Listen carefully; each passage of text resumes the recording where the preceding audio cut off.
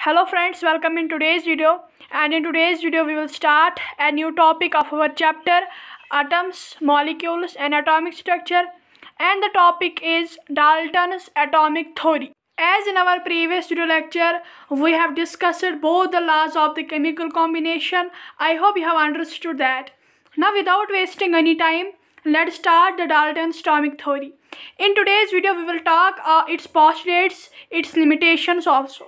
So this Dalton's atomic theory was given by John Dalton, and जो John Dalton है इन्होंने हमें एक बेसिक थ्योरी दी, यानी मैटर का नेचर कैसा है उसके बारे में इन्होंने हमें एक बेसिक थ्योरी दी। जैसे कि हमने पहले वीडियो लेक्चर यानी इंट्रोडक्शन पार्ट में पढ़ा कि कुछ ग्रीक फिलोसफर्स ने कहा जो एटम है वो स्मॉलेस्ट पार्टिकल है मैटर का।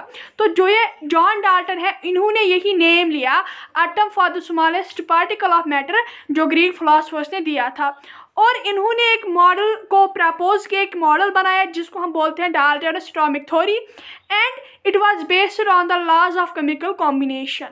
और अगर हम इसके पोस्टुलेट्स की अब हम बात करेंगे तो पहला पोस्टुलेट ये है कि all matter consists of indivisible particles called atoms, कि जो मैटर है उसमें इनडिविजिबल पार्टिकल्स है। इनडिविजिबल का मतलब होता है जिनको हम ब्रोक डाउन फर्दर नहीं कर सकते, और उनका नाम क्या रखा, एटम रखा। तो ये पहला पोस्टुलेट था।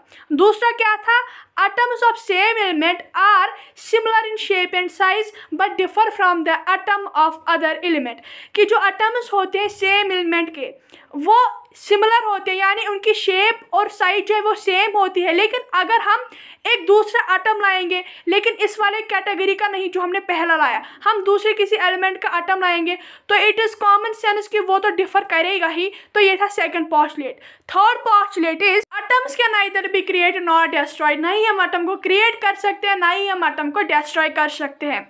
और फोर्थ पोस्टुलेट जो था वो ये था कि एटम्स ऑफ डिफरेंट एलिमेंट्स में combine with each other in an simple fixed whole numeric ratio to form the compound atoms. जैसे कि हमें पता है जब एक एलिमेंट्स कॉम्बाइन होते हैं एक दूसरे के साथ तो वो एक कंपाउंड एटम्स बनाते हैं। तो अब जो एलिमेंट्स है डिफरेंट एलिमेंट के वो कॉम्बाइन होते हैं एक फिक्स्ड और सिंपल होल नंबरिक रेशियो, यानी कि उनके जो रेशियो होते हैं वो एक दूसरे के साथ कॉम्बाइन होते हैं और वो कंपाउंड एटम्स बनाते हैं। तो ये था चौथा पोस्टुलेट। पांचवा क्या था, atoms of same element may combine in more than one ratio to form two or more compounds, कि अगर अब हम atoms लाएंगे सेम एलिमेंट के और वो एक दूसरे के साथ कॉम्बाइन होंगे एक ही रेशियो में तो वो दो या दो से ज़्यादा कंपाउंड एटम्स बना सकते हैं। और जो लास्ट पोस्टुलेट है यानी सिक्स्थ पोस्टुलेट था वो ये था कि atom is the smallest unit of matter but can take place in chemical reaction, कि जो एटम है ये एक स्मॉलेस्ट यूनिट है मैटर का जो केमिकल रिएक्शन में यूज होता है। ठीक है, तो ये थे इसके पोस्टुलेट्स। अब आते हैं इनके ड्रॉबैक्स पे। What were the drawbacks of Dalton's atomic theory. तो जो पहला ड्रॉबैक था वो ये था कि जो इंडिविजिबिलिटी थी इस एटम की वो गलत प्रूव की गई, क्योंकि एटम को हम फर्दर सब डिवाइड कर सकते हैं इलेक्ट्रॉन्स, न्यूट्रॉन्स और प्रोटॉन्स में, है ना।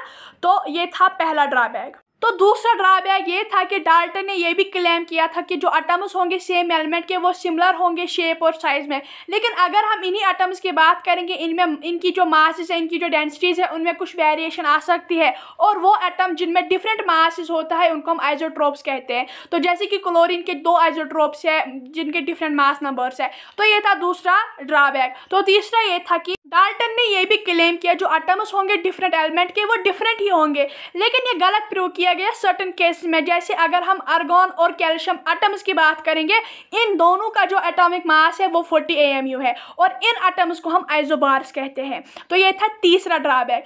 अब आते हैं हम चौथे वाले ड्रॉबैक पे। वो ये था कि डाल्टन ने ये भी कहा जो एटम्स है डिफरेंट एलिमेंट्स के वो कंबाइन होंगे सिंपल होल नंबरिक रेशियो में ताकि वो कंपाउंड्स बनाए, लेकिन ये ऑब्जर्व ही नहीं हुआ कॉम्प्लेक्स ऑर्गेनिक कंपाउंड्स में जैसे शुगर है उसमें ये ऑब्जर्व ही नहीं हुआ। और जो लास्ट इसका ड्रॉबैक है वो ये है कि ये थ्योरी जो है it fail to explain the existence of allotropes, as it does not give the account for the differences in properties of charcoal, graphite and diamond. यानी कि इस थ्योरी ने हमें एक्सप्लेन ही नहीं किया कि आइसोट्रॉप्स की एग्जिस्टेंस कैसे हो गई और इसने हमें यह भी नहीं कहा कि जो चारकोल, ग्रेफाइट और डायमंड है उनकी डिफरेंसेस, उनकी प्रॉपर्टीज में कौन सी डिफरेंसेस थी। तो ये था आज का वीडियो जिसमें हमने पढ़ा डाल्टन्स एटॉमिक थ्योरी के पोस्टुलेट्स और drawbacks. I hope this video is clear to all of you. Thank you and have a nice day.